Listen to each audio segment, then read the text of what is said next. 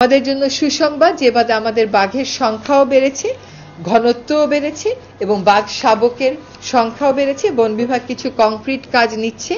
আশা করি সকলের সহযোগিতায় আমরা সুন্দরবনের বাঘ, যেটা আমাদের জাতীয় প্রাণী কেবল নয়, যেটা আমাদের জাতীয় ঐতিহ্য, আমরা ক্রিকেট খেললেও বলি টাইগার্স, তো সেটাকে আমরা বহু সংখ্যায় বাড়াতে পারবো। বাঘ যে বাংলাদেশের জাতীয় প্রাণী এবং জাতীয় গৌরবের প্রতীক, এটা তো আমরা সকলেই জানি।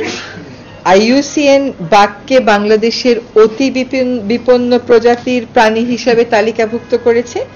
2010 সালে 13টা টাইগার রেঞ্জ কান্ট্রির মধ্যে বর্তমানে 10টি দেশে এখনো বাঘ অবশিষ্ট রয়েছে, যার মধ্যে বাংলাদেশ আছে। আর 3টি দেশ যেমন ভিয়েতনাম, কম্বোডিয়া, লাওসের বনাঞ্চল থেকে বাঘ বিলুপ্ত হয়ে গেছে। বিশ্বব্যাপী বর্তমানে বাঘের সংখ্যা 3840টি। আমি সেকেন্ড প্যারাটা বাদ দিয়ে পরের প্যারায় যাচ্ছি। সুন্দরবনে ক্যামেরা ট্র্যাপিং এর মাধ্যমে 3য় পর্যায়ে বাঘ জরিপ সম্পূর্ণ সরকারি অর্থায়নে সুন্দরবন বাঘ সংরক্ষণ প্রকল্পের আওতায় 2023 সালের জানুয়ারি মাস থেকে শুরু হয়ে 2024 সালের অর্থাৎ এই বছরের মার্চ মাসে শেষ হয়েছে।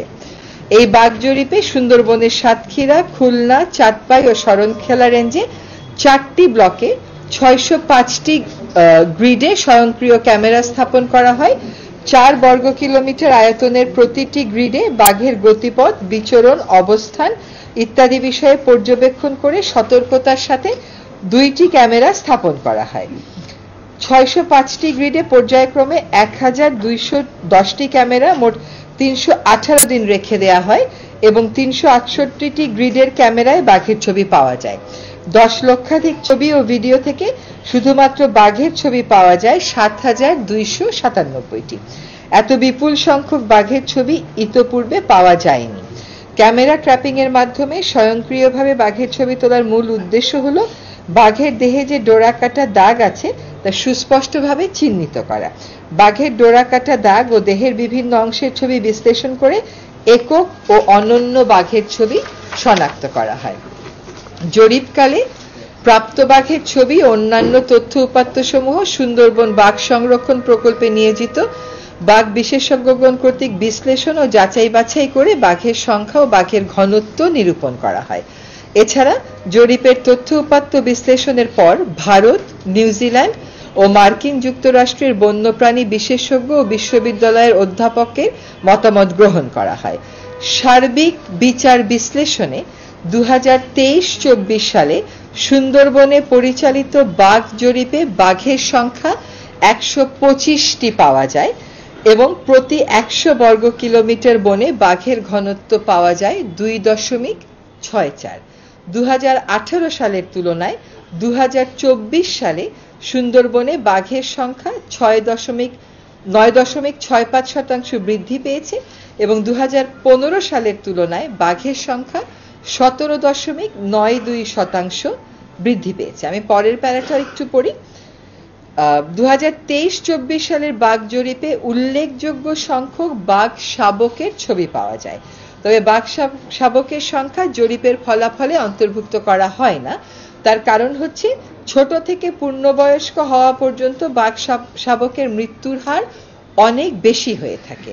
2023-24 সালের বাঘ জরিপে 21টি বাঘ শাবকের ছবি পাওয়া গেছে, যেখানে 2015 আর 2018 সালের বাঘ জরিপে মাত্র 5টি করে বাঘ শাবকের ছবি পাওয়া গেছিল। এর পরের প্যারাগ্রাফে বলা আছে যে বাঘগুলোকে রক্ষায় বন বিভাগ কি কাজ করেছে, যেমন ধরেন 53.52% এলাকাকে সুন্দরবনের রক্ষিত এলাকা ঘোষণা করেছে, সেখানে সকল ধরনের বনজ সম্পদ আহরণ নিষিদ্ধ করা হয়েছে। বাঘ মানুষের দ্বন্দ্ব এড়াতে চতুর্পাশে 60 কিলোমিটার দীর্ঘ নাইলনের ফেন্সিং তৈরি করা হচ্ছে। ঝড়, জলোচ্ছ্বাস বা অন্যান্য প্রাকৃতিক দুর্যোগের সময় বাঘ যাতে আশ্রয় নিতে পারে, এই জন্য বনের ভিতরে 12টি মাটির ঢিবি নির্মাণ করা হয়েছে।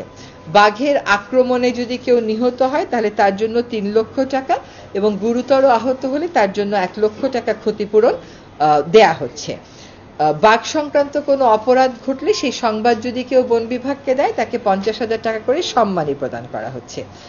আর লোকালয়ে যদি কোনো বাঘ চলে আসে তাকে পিটিয়ে মেরে ফেলার যে একটা টেন্ডেন্সি জন্য তাকে যেন আবার ওই বাঘটাকে বনে ফিরিয়ে দেয়, এই জন্য স্থানীয় জনগোষ্ঠীকে সম্পৃক্ত করে 49টি ভিলেজ টাইগার রেসপন্স টিম গঠন করা হয়েছে এবং তাদেরকে প্রশিক্ষণ দেওয়া হয়েছে। তো আমাদের জন্য সুসংবাদ যে বাদে আমাদের বাঘের সংখ্যাও বেড়েছে, ঘনত্বও বেড়েছে এবং বাঘ শাবকের সংখ্যাও বেড়েছে। বন বিভাগ কিছু কংক্রিট কাজ নিচ্ছে, আশা করি সকলের সহযোগিতায় আমরা সুন্দরবনের বাঘ, যেটা আমাদের জাতীয় প্রাণী কেবল নয়, যেটা আমাদের জাতীয় ঐতিহ্য, আমরা ক্রিকেট খেললেও বলি টাইগার্স, তো সেটাকে আমরা বহু সংখ্যায় বাড়াতে পারবো। ধন্যবাদ সকলকে।